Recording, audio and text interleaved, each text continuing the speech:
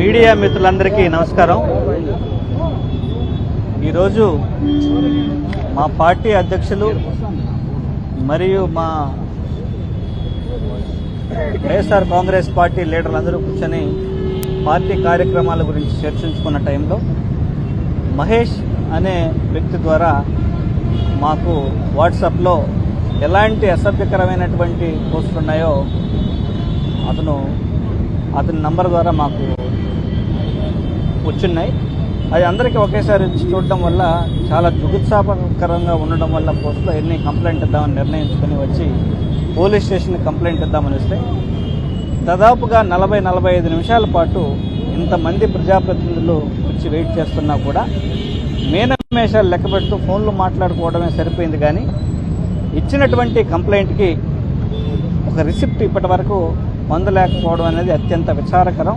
ఇది ఇలాంటి చర్యలు ప్రజాస్వామ్యానికి గొడ్డలు పెట్టింది.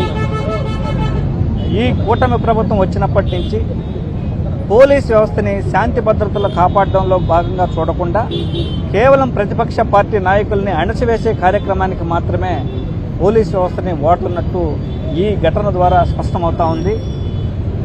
అట్ ద సేమ్ టైం ఒక పట్టణ మేయర్ గారు, అలాగే ఒక పార్లమెంట్ సభ్యుడిగా నేను, ఒక డిప్యూటీ చీఫ్ మినిస్టర్గా ఒక నారాయణ స్వామి గారు, అలాగే మాజీ మంత్రులు రోజక్క గారిని కావచ్చు, అలాగే మాజీ శాసనసభ్యులు కరుణాకరణ కావచ్చు, ఇంతమంది వచ్చినా కూడా ఒక కంప్లైంట్ ఇస్తే